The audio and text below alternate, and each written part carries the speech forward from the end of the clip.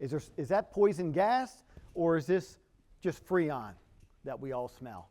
I got to create a course of action development, and then as a leader, if there's no time available and your health is at risk, I'm going to make the tough call. I'm going to tell each and every one of you to get out of your seats, go out the door in the parking lot, wait for first responders or the building maintenance crew to tell us this room's good to go.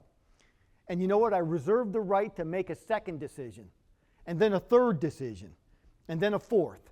The more information comes available, the more time that you create, the more decisions you can make. We call it the OODA loop in the military. The first thing you do is observe what's happening.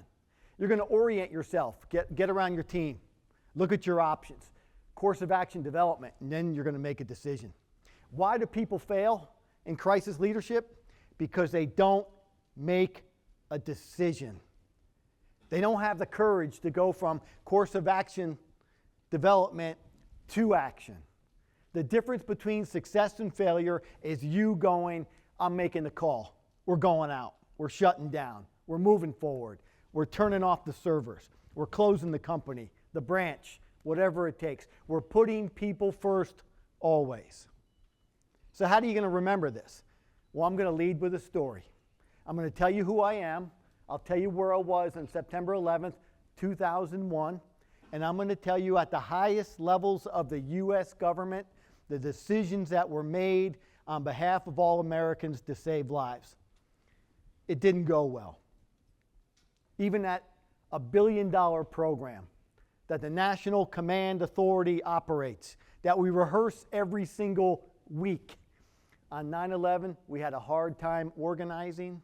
We had a hard time communicating. We had people that decided not to be in their assigned place of duty. And had it not been for the heroes in the room, the ordinary Americans who were willing to save the life of a complete stranger, we would have had catastrophic loss of life. Literally, Americans willing to fight hand-to-hand on board aircraft. People going up those stairs in the World Trade Center towers, carrying strangers down the stairs, back in the building over at the Pentagon. People on your left and right who you don't know just might be the ones that save your life because they had the courage to take action. And that's what I'm imploring of all of you today. All right, besides this slide, I wanted to take you to this slide. Hopefully it's still there. A little bit about me. I came out of Iona College in New Rochelle, New York in 1987, joined the Marine Corps. I went off to fly attack helicopters. Greatest job in the world. 2 pilots, all the bullets you can carry. Your job's to blow stuff up, get more bullets, and blow stuff up. For a 25-year-old, there is no greater job than that. I deployed Desert Shield, Desert Storm, Somalia, Africa in 1993. I came home, they made me a Cobra flight instructor. I went to New York City, I was a recruiter. And then in 1998, I was selected to fly President Bill Clinton around in Marine One, that shiny green and white helicopter you see take off on the White House lawn every single day. October of 2000, the Bush administration was coming in. We have one position up working for the White House military office in airlift operations, and I put in for it. I was awarded that position, and now I'm working in the White House airlift operations. What do we do in airlift operations? We move presidential equipment around the world in advance of the president on board Air Force One. So if he gets off the plane in China, Marine One is there waiting for him. The limos are there, the snipers, the doctors, the telephones, everything you can imagine the president needs got there 4 or 5 days prior, built themselves up. We flew all the alternate and primary routes. We know where the Trauma One centers are. We rent 3 hotels in their entirety, and we'll drive by 2 to put the president in the 3rd. And no one knows which one we're going to choose until we get there. Try to imagine that. We just rented out the Hyatt, every room, 500 rooms. They're out front with fruit baskets and flowers, and the president motorcade drives by. He's not coming here. We're going to go to that 3rd hotel. that we rent it out in its entirety. That's what we need to do to keep the commander-in-chief safe around the world. No other world leader gets that type of package.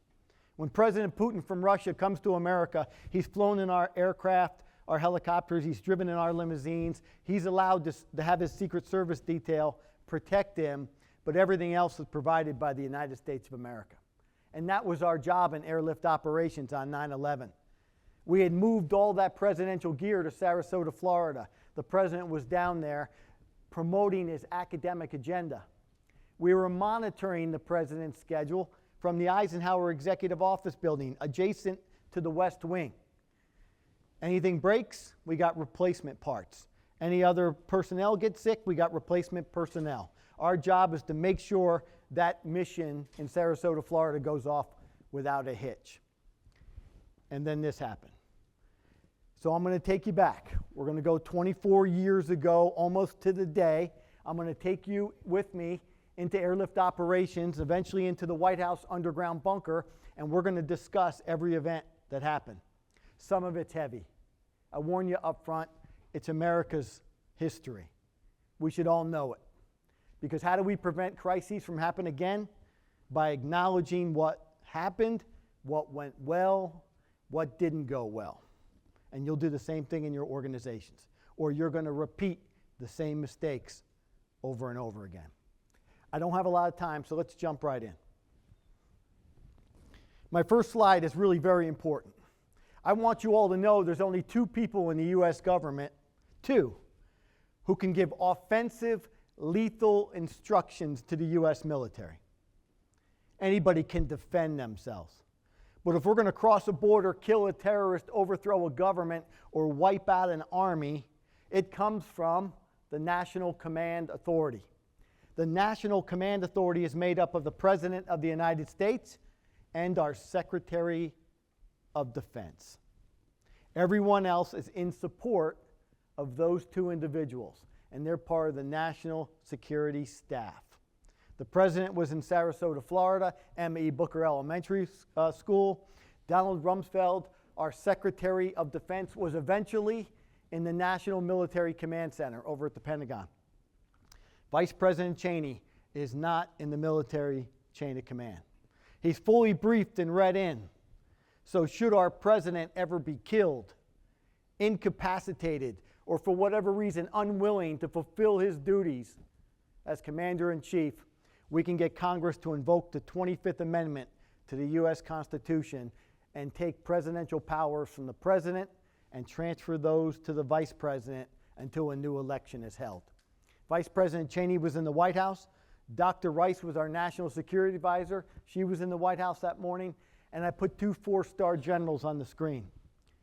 General Shelton, United States Army, was the chairman of the Joint Chiefs of Staff. The chairman is a senior military advisor to the President of the United States. General Shelton was out of the country. His deputy was General Richard Myers, United States Air Force, and General Myers was literally on Capitol Hill that morning attending a congressional breakfast in lieu of his confirmation hearing to become the next chairman of the Joint Chiefs of Staff. 8:46.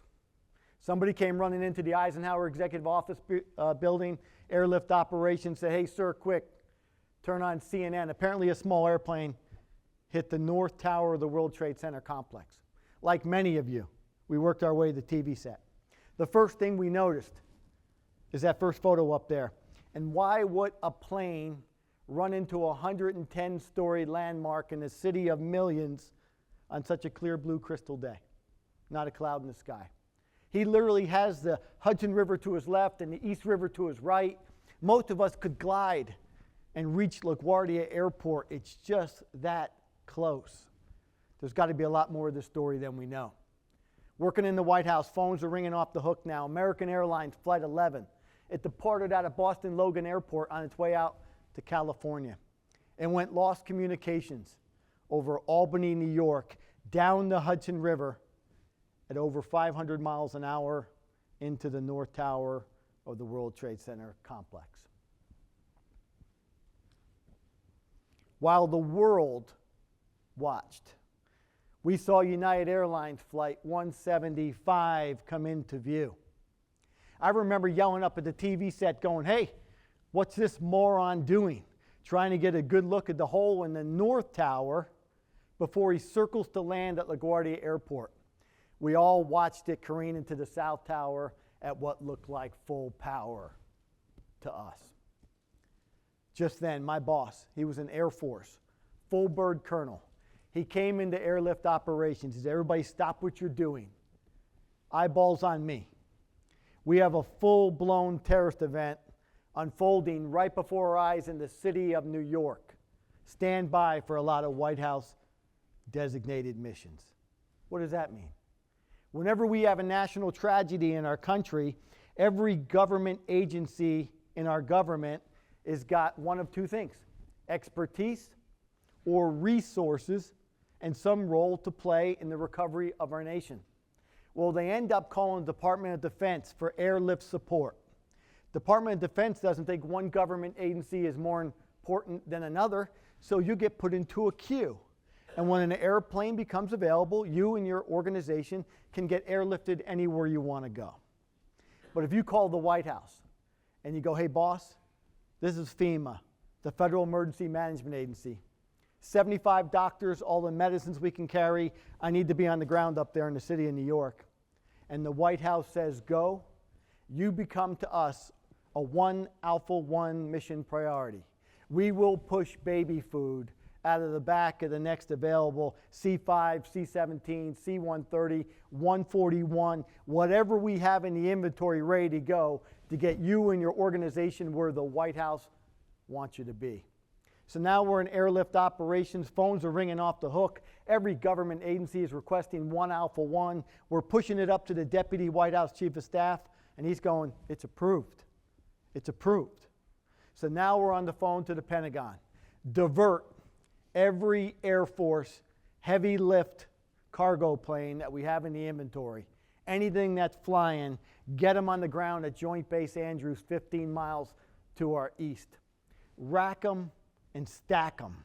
Fill them full of gas, park them on the taxiways. There's going to be a wave of people and resources coming across Washington, D.C. The President, the White House, wants everything we got to New York City. The heroes, the people we entrust our lives to every day, doing what they're trained to do. And I want you to remember this. Times of crisis, times of emergency, what do? They move you and I out of harm's way. In your organizations, when things start going south, make the call, move us out. They pushed everybody, 750,000 Americans down in the South Street Seaport area, and they moved them north. All bridges and tunnels to Manhattan Island became one-way streets off the island. We get people out of the way. You do the same thing in your organization. Get people out of the way. People first, always. Port Authority police officers going up those tower steps, carrying strangers down there. NYPD pushing people north. Fire department saving lives. American heroes in action. People we trust and count on every single day doing their job to save Americans. I want you to be the president just for a moment. He's sitting in front of an elementary school down in the M.E. Booker Elementary School in Sarasota, Florida. 5th graders. Along the back wall of that classroom is a traveling White House press corps. Their Blackberries are going off. They're going to get the same information the president's going to get. When his chief of staff opened the door on the side of that classroom, interrupted and whispered in his ear, "Mr. President, a second airliner has just struck the South Tower. America is under attack." America is under attack. We haven't heard that since World War II. Here you are, President of the United States. You've been our president for 8 months. You came from Texas. You were a governor there. Now you're sitting in front of elementary school kids and someone told you your country is under attack. What are you going to do, Mr. President? Do you get up out of that chair and run out of this classroom? Or do you trust your military members and professional staffers on the other side of that wall? Do you trust your team to do their job, to isolate the event, to gather situational awareness, to create courses of action. Our commander-in-chief, our chief executive is no good to us if we just bring him problems. We got to bring him problems and potential remedies, potential courses of action. At 9:30, they brought him both. He made his decision of how we're going to defend America. The Secret Service put him back in the motorcade and they whisked him back to Sarasota, Florida airport about as fast as they can drive. I'm allowed to tell you all this. Times of national emergency, we always want the president airborne. We never want our president to be stuck in a bunker, unable to be seen or heard by the American public. He needs to be alive, in communication with our allies and our four-star combatant commanders around the world, and in communication with the American public. On 9/11, the first order that went out was get the president airborne. Meanwhile, back at the White House, back at the Eisenhower building, we're working on the 1 Alpha 1s when an airliner overflew the White House. This airliner was so large and so loud, we all froze right there in our tracks. Somebody ran to the window and goes, "Holy mackerel, a big white jet in a hard left-hand turn heading west. We have breaking news. American Airlines Flight 77 just struck the west side of the Pentagon." We don't have an air attack on New York City. We have an air attack in the northeast quadrant of the United States.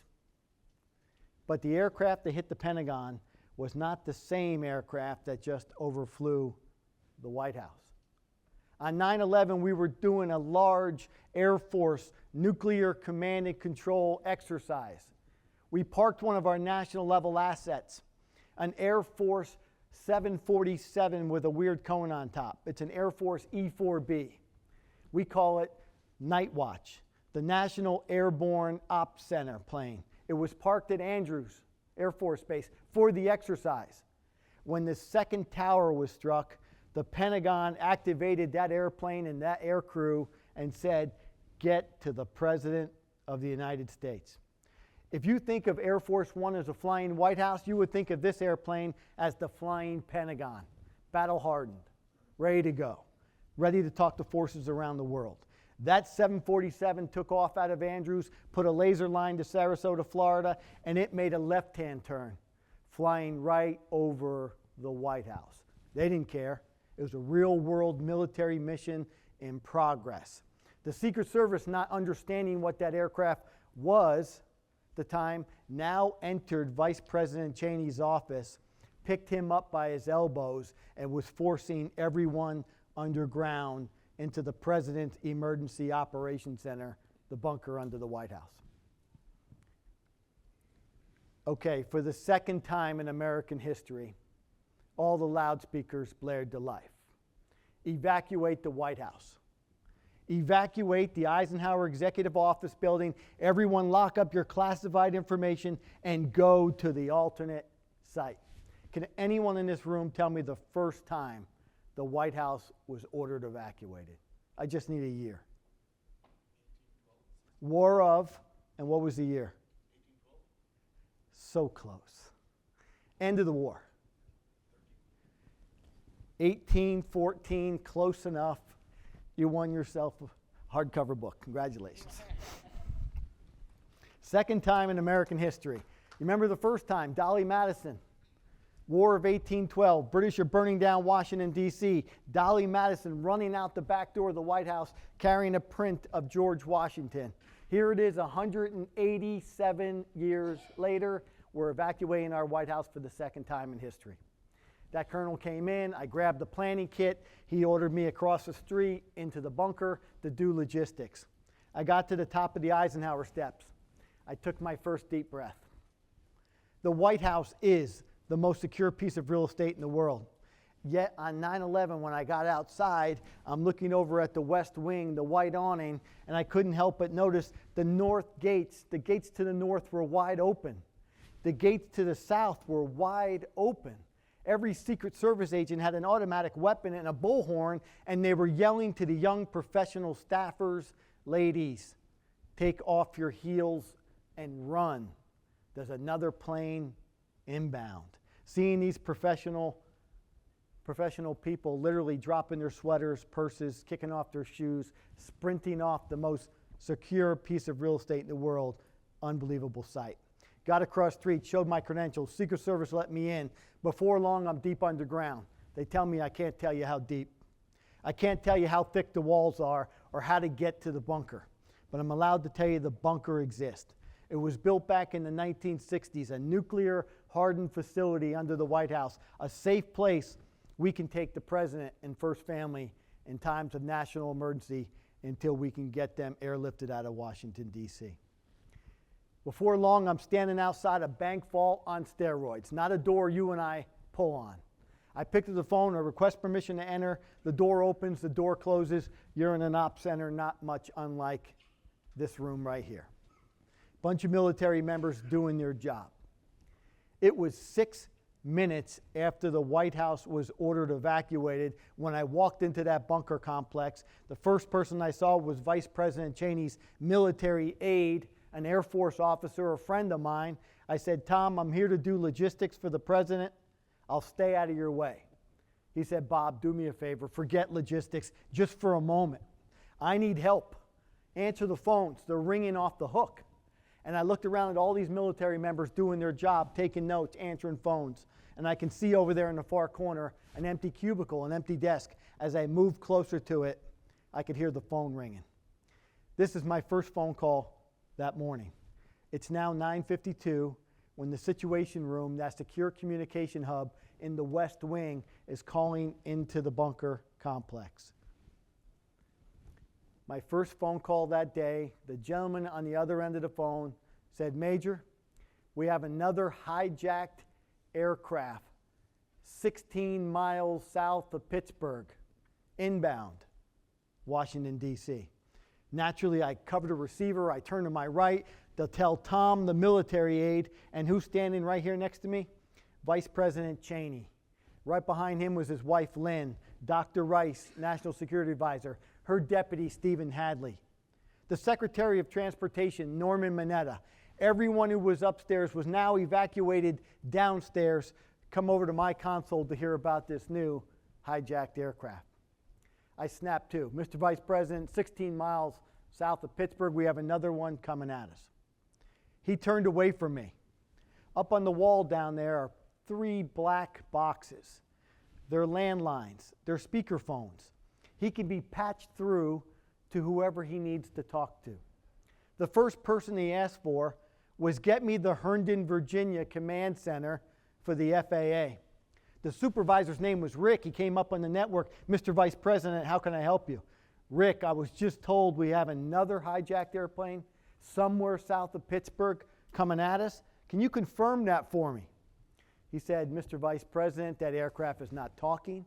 It's not squawking a transponder code, which gives air traffic controllers airspeed, altitude, and direction information. It's way off course, so that's a hijacked airplane. He turns to the second speaker box and he said, hey, Don, are you up? He's looking for the other member of our National Command Authority who can give offensive, lethal instructions to the U.S. military to defend America. Remember, I told you it was the President of the United States or our Secretary of Defense. He's looking for Donald Rumsfeld. But our Secretary is not there. I want you to imagine this. They entered his office at 8:46 over at the Pentagon. Mr. Secretary, we need you now in the National Military Command Center, the War Room at the Pentagon. He said, listen, I know what's going on in New York. I'm going to stick with my daily schedule. Keep me apprised of what's happening. At 9:03, with the impact on the South Tower, they re-entered his office. Mr. Secretary, we need you now. He goes, I'm due for a CIA briefing in 2 minutes. Keep me apprised of what's going on. At 9:37, with the impact of Flight 77, his desk literally shook when he got up out of his office chair and ran outside to assist with evacuating the wounded. Pretty admirable thing to do. not his appointed place of duty. We now have a president trying to get airborne, a Secretary of Defense lost among thousands at the Pentagon. No one at the helm of our national military command and control structure to tell our pilots how to defend America. Just then, Vice President Cheney, talking to a one-star general, said, "I need you to listen to me. I want 2 F-15s. I want them out of Otis Air National Guard Base, Cape Cod. Let me know when they're airborne. Stand by to shoot this aircraft down." I remember I covered the receiver. I took a step away from the vice president. I turned and I stared at him, and I was thinking to myself, my 14 years in the Marine Corps had taught me our job is options for the president. And on orders from the vice president to the U.S. military, we just authorized the United States Air Force to take lethal action against a civilian airliner. And I sort of woke up. You're not talking to an ordinary politician. He's a congressman from Wyoming who was the chief of staff for President Ford, who was the Secretary of Defense for the first President Bush, now Vice President of the United States. You know, he didn't say, "Get me fighters." He knew we had F-15s on alert in Massachusetts, F-16s in Langley, Virginia, F-18s in Jacksonville, Florida. This is the man who wrote those war plans. The next thing we heard is the National Military Command Center called Cheyenne Mountain, Colorado, home of NORAD. That NORAD commander called the Northeast Air Defense Sector commander, and they ordered those 2 F-15s to run after Flight 93, and they were weapons free to engage. I want to give you a little insight. F-15s, they have the capability of going Mach 2.0. That's 1,500 miles an hour. They could close the distance from Long Island to Shanksville, 300 miles, in 8 minutes. And they are weapons free to engage. Silence in the bunker. Vice President Cheney staring at those 3 speaker boxes when all of a sudden at 10:05 all the satellite radios blared to life. Aircraft down, 60 miles south of Pittsburgh. No survivors. Everybody dead silent. Vice President Cheney staring at those 3 speaker boxes. He turned around, he walked right over to me and he goes, "Major, for the congressional investigation, I need you to state your full name." You want to know what I was thinking? No. I don't know if now's a good time to tell you this, but I came here to do logistics. But I put my heels together, said, "Mr. Vice President, Major Bob Darling," and he goes from Major Darling to the Vice President to the National Military Command Center. "We just shot that plane down. I really need to talk to the President of the United States." And as we turn to and we're saying, Air Force One, this is the PEOC, the bunker. Those same satellite radios blared to life. The F-15s never fired. The F-15s never fired. United Flight 93 was on the ground in Shanksville, Pennsylvania when they got there. I want you to imagine as 40 ordinary Americans boarded that plane in Newark, New Jersey on their way to San Francisco, talking to loved ones, 3 planes, 3 targets. We're not going to Cuba. We fight or we die. And heroes like Tom Burnett and Todd Beamer rallied the rest of the airplane. We believe they got into the cockpit, hands-on terrorists. But ultimately that plane rolled upside down and hit straight down in a field in Shanksville at over 500 miles an hour. When the FBI went to Shanksville to comb the wreckage, they found the last piece of aircraft 40 feet in the dirt. That's how hard that plane hit the ground. U.S. military didn't save us. Ordinary Americans, people like you, rallied themselves to defeat these terrorists whose goal it was to strike the dome on the U.S. Capitol. They hit our financial capital in New York, our military capital at the Pentagon, and wanted to take out the symbol of our democratic process, taking out the dome on the U.S. Capitol. True American heroes prevented that from happening. The president is now on Air Force One. He's talking to the vice president in the bunker complex. This is the executive briefing room on the bottom. You'll never see beyond the presidential seal. We have our classified computers and phones, radios, things we don't want our adversaries to zoom in on. So you only see pictures from the executive briefing room. But from left to right, Karen Hughes, speechwriter for President Bush, Commander Tony Barnes down low next to Dr. Rice, her deputies behind her. Mary Madeline was an aide to Vice President Cheney. She's married to James Carville, and he's that MSNBC guy that you see on TV. And there's the vice president working the phones from the executive briefing room. We're beyond the presidential seal in the op center down there, doing our part. The White House was reported sealed. Nobody gets in, nobody's getting out. Guns on both sides of the door. We just got past Flight 93 when all of a sudden I heard a large commotion over my right shoulder. CNN was reporting the collapse of the South Tower of the World Trade Center complex. I'll never forget this moment because what some people saw on TV and what they were told by the news were not what they were able to mentally comprehend. They were literally struggling with the news, and they're yelling at the vice president going, "Sir, that's not true. There's no way a 110-story building is on the ground in New York City. There are thousands of people that work there." No, sir. We probably lost the first 10, 20, 30 floors. There's no way it's down. Vice President Cheney literally had to go, "I need you all to settle down." Does anyone know how many people work there? Someone yelled out, 7 buildings in the World Trade Center complex, 50,000 people in those 2 buildings alone. He literally flipped over a sheet of paper, started to scribble, and said, "Get me the president." The president came up on the network, and he goes, "Mr. President, we lost the South Tower. It's my best guess. We have 20,000 dead Americans in the city of New York. Mr. President, while I got you on the phone, now they're telling me a portion of the Pentagon has just collapsed as a result of the impact of Flight 77. I don't have accurate figures for you, but I bet you we have 800 to 1,000 dead over at the Pentagon."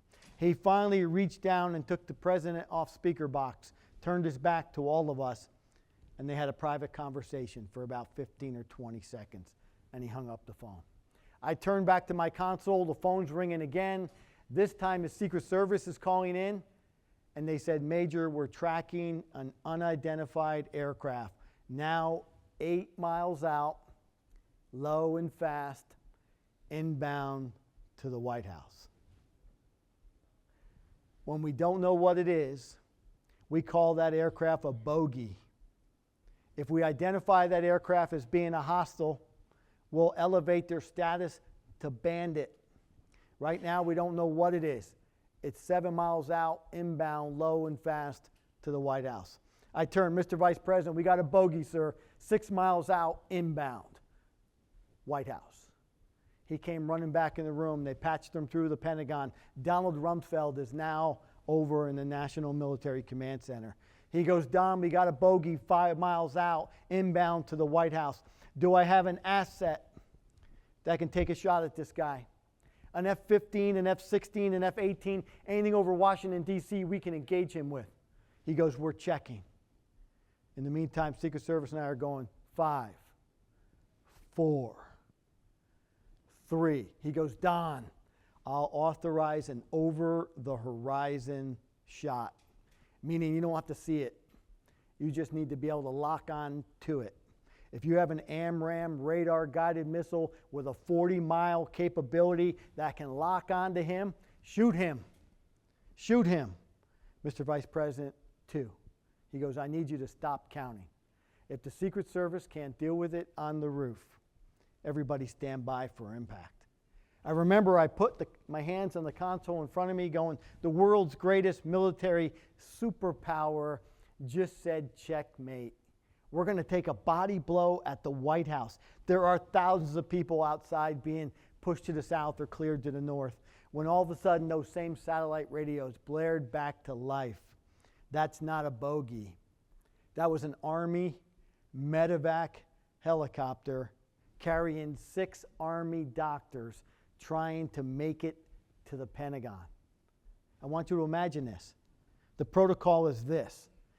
When you come out of Fort Belvoir, 10 miles to our south, and you're trying to make it to the Pentagon, at 5 miles outside of Washington, D.C., you're supposed to call Reagan National Tower for permission to enter the airspace.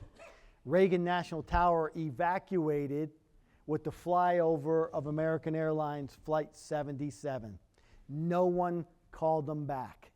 They could see the Pentagon burning, and they decided, even without permission, we got lives to save. And that air crew and that helicopter with those 6 Army doctors said, let's get low and fast, and hopefully nobody notices. Secret Service picked them up on their sensors. We were trying to do everything we could to kill them. We just didn't have a missile over Baltimore, or we would have had another tragedy on our hands that day. We would have called it fog of war, but it would have been something that unfortunately just occurred due to lack of communication. Vice President Cheney, because he was shooken up over this near miss, walked over to Norman Mineta, who was our Secretary of Transportation, and said, Norm, that was close. I can't do that again. I need every aircraft, coast to coast, on the ground, do it now. First time in American history, we're not doing ground stops in Boston, New York, and LA. We're going to try to land all aircraft. Norman Mineta picked up the phone. He called the Herndon, Virginia Command Center. Executive order of the President of the United States, land all aircraft. The FAA came back, Mr. Secretary, we are not manned to sequence over 2,200 airliners at the same time and get them down safely. As soon as they admitted that, on all the military frequencies, we heard, this is a North American Aero Defense Command. This is NORAD, the U.S. Air Force. This is NORAD. We are assuming airspace control over the United States. If you're not a military aircraft, you're no longer authorized to be in the skies over America. Land immediately. The FAA became a subordinate agency to the United States Air Force to help sequence over 2,200 airliners to get them all on the ground safely. 10:17, phone's ringing off the hook. Apparently now we had an explosion on Capitol Hill and another explosion at the U.S. State Department. Maybe we have an air-ground attack in progress. Vice President Cheney tells Dr. Rice, figure it out. She called over to the Capitol Hill police. They said, ma'am, no explosion here. We're doing an orderly evacuation. Great. She called over to the U.S. State Department. They said, yes, ma'am, we've had an event. We've had an explosion. She's got her hand up to the vice president going, we got an event at the State Department. He goes, I need to know more. They quickly came back, said, not a car bomb. Our backup generator exploded when we turned it on. Check your backup generators once in a while. Somebody put milk in that thing. Adding to the fog of war, thank God it wasn't a car bomb. It was just a faulty generator system. 10:20, a few minutes later, Secret Service calling to the bunker again. Major, credible source, Sarasota, Florida area. Angel is next. Angel is next. I turned to Dr. Rice. I said, ma'am, credible threat, credible source, Angel is next. She goes, hey, who the hell is Angel? You would think the National Security Advisor had this code word thing worked out. That's the code word for President Bush when he's on Air Force One. Every president's got a Secret Service code word. Does anybody remember Ronald Reagan's? I got a book for anyone that remembers Ronald Reagan's. I'll say again? Gipper? Nope, close. He's a cowboy. Rawhide. His was rawhide. You were close enough. I got to get rid of these things. And so you had President Bush, Angel, Ronald Reagan, rawhide, President Clinton, player. They all had their own Secret Service code words. No, and I'm just kidding. But you can always see who are the old men in the room because they're laughing their butt off. Some of the young kids are like, I don't get it. President Clinton was Eagle. I just wanted to see if you're listening. It's 10 minutes after the vice president told the Secretary of Transportation to land all aircraft.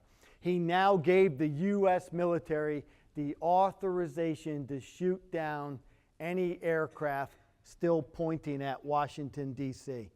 If you're trying to get into Dulles or Ronald Reagan Airport or Manassas, Virginia, you hadn't figured out what's going on in the world, shoot him down.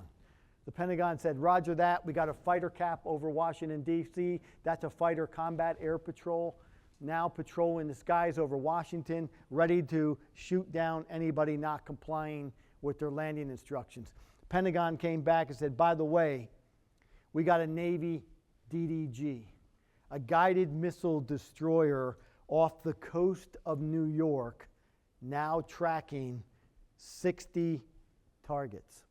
60 airliners told to land for the very last time at JFK, Newark, and LaGuardia Airport when Vice President Cheney said, good, I need a missile solution for every one of them.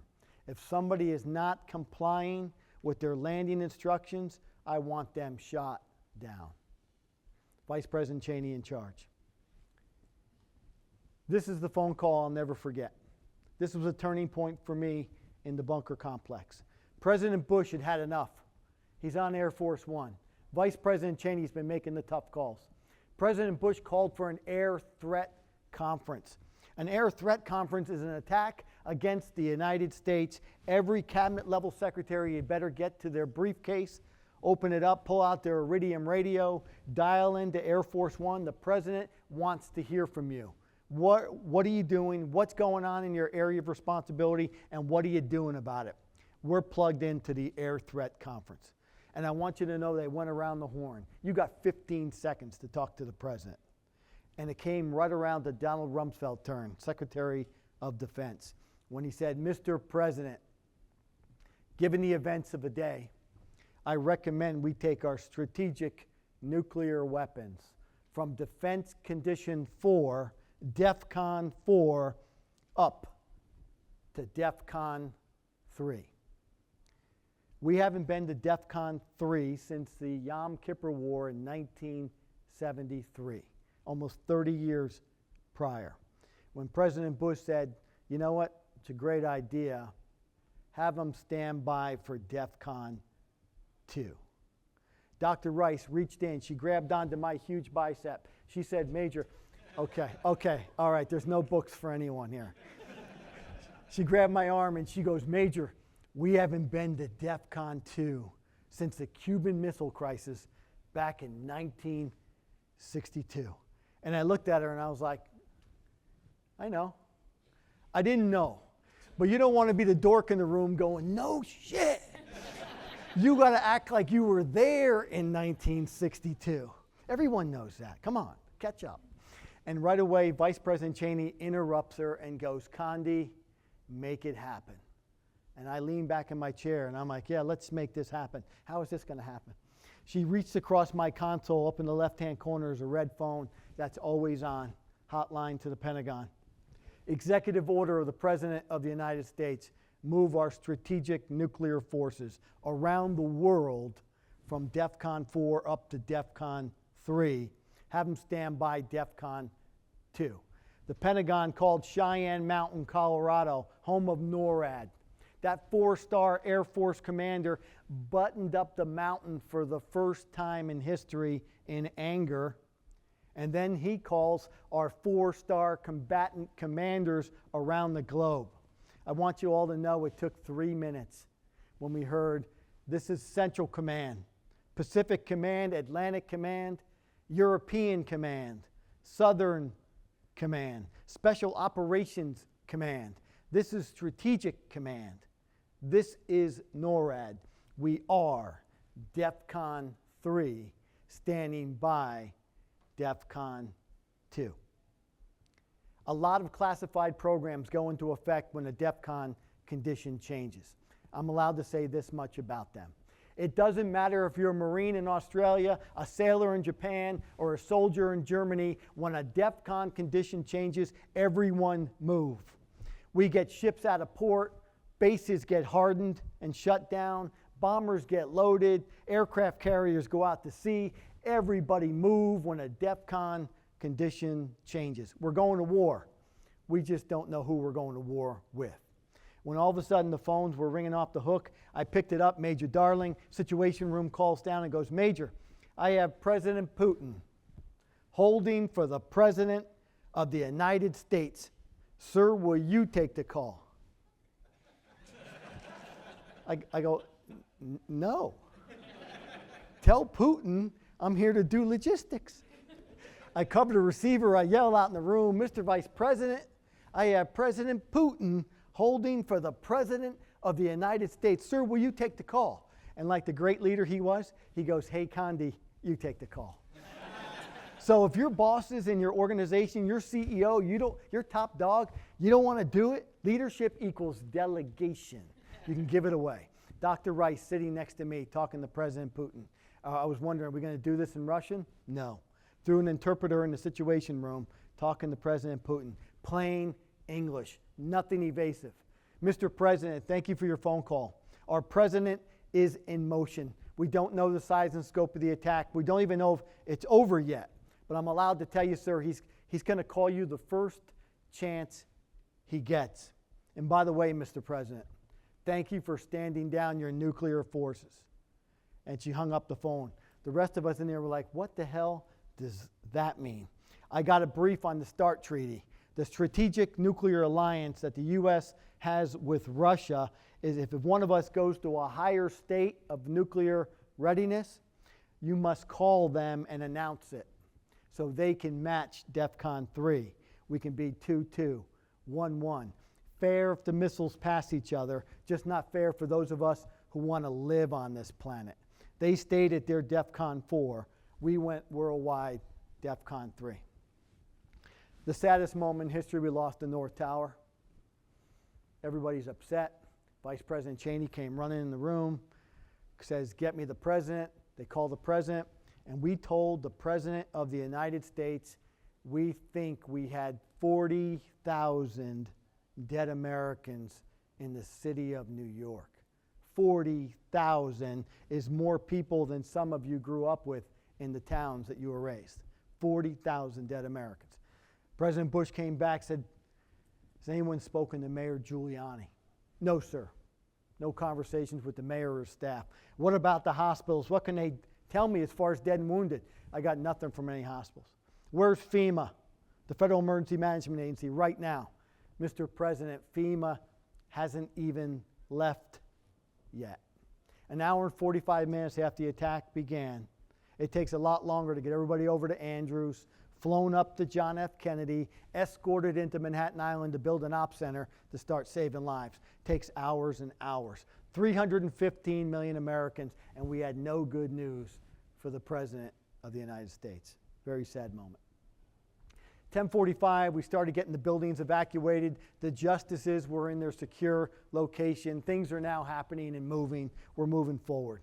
The president went to Barksdale, Louisiana. He wanted to talk to you and I. We refueled Air Force One, packed it full of food. We got him off the ground about 1 o'clock when he went to Offutt, Nebraska, home of Strategic Command for the foreseeable future. He could run the country from Offutt. He's underground there with a 4-star general on his right. There's the president.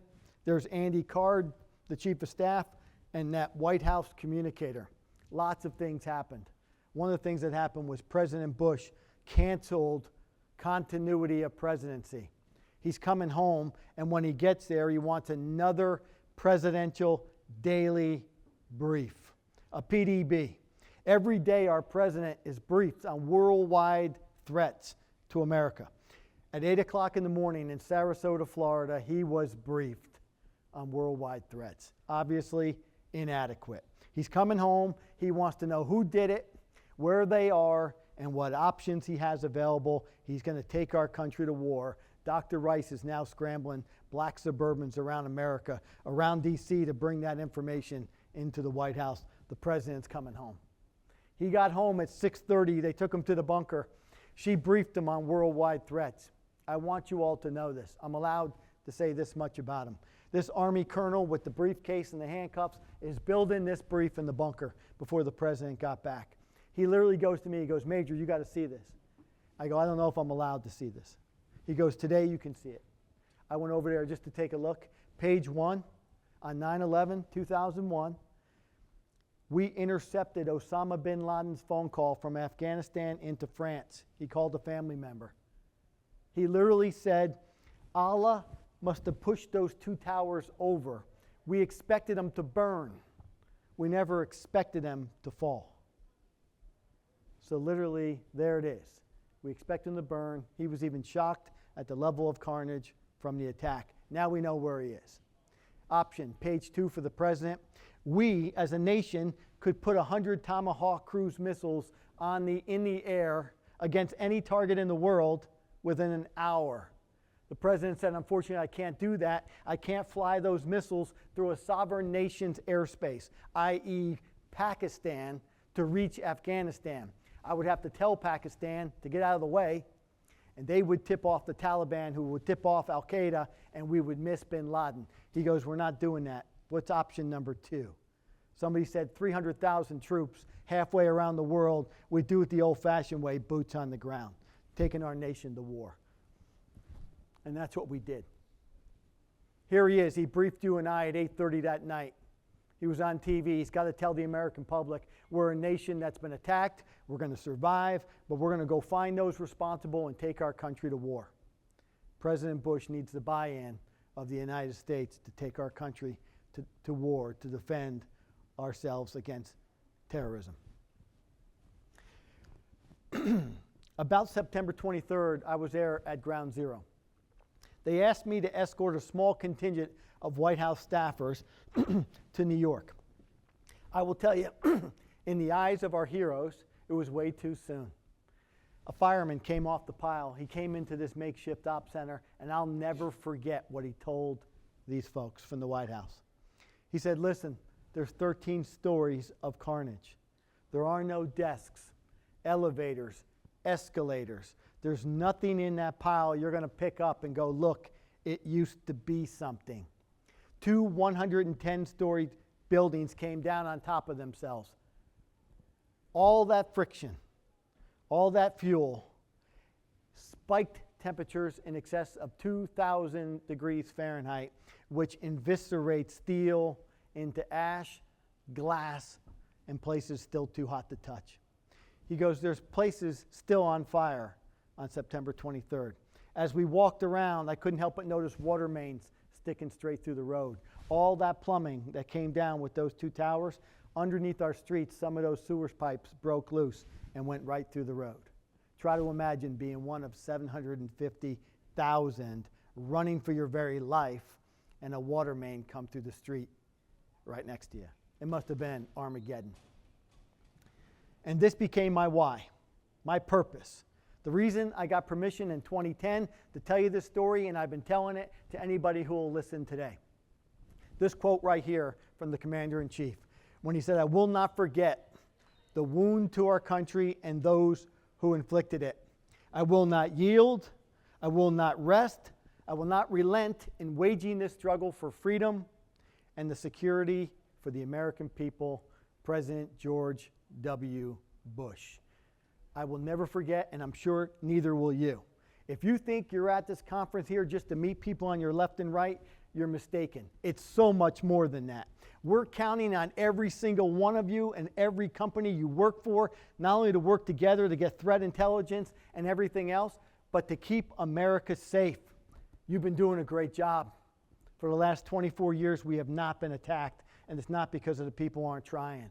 It's because of smart people in this room who are working together to identify those threats, to tell the people that can do something about it, and we've been foiling terrorist plots against our nation nonstop. I came here to say thank you. Thank you for each and every one of you for what you do. It may seem insignificant at times, but you're one of the main reasons we're still standing, and we're counting on each and every one of you. Listen, before I tell you the next slide, I was supposed to ask, are there any questions before we run out of time? Would anybody like to take a deep breath and get a question out before we close? Yes, sir. What would you consider the threshold for not following a set process, either not taking an action or taking an action? You mentioned like the vice president scrambling the jets and the helicopter pilots, they couldn't get in contact with the tower, so they kept going. what's the threshold for? Okay, so what's the threshold for not taking action, not following protocols, what you're asking? Okay, that was devastating to the United States. It was devastating to the United States that Secretary of Defense Rumsfeld was not at his post. The U.S. military's got the authorization to defend this nation, and we do it by taking the lives of our enemies. We take that protocol very seriously. There's no thinking out of the box. When you're told to do something, to take a life, you follow those orders. And so we follow our National Command Authority.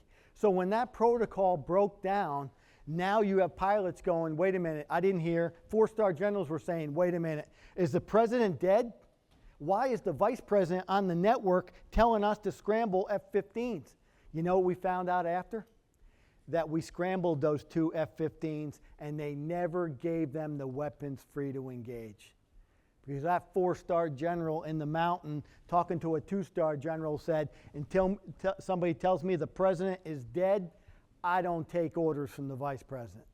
We literally would not have defended America as a result of that breach of protocol. So do we take it seriously? You bet. In your organizations, when you have a tabletop exercise and you get the bosses in the room, but yet where are they when things really go south?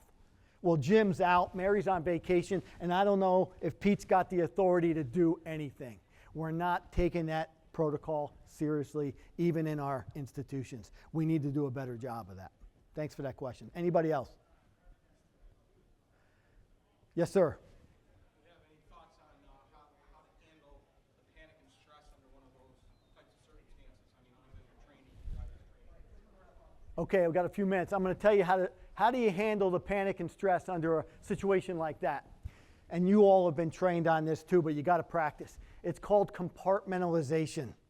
Compartmentalization is what needs to be done right now, and forget everything else.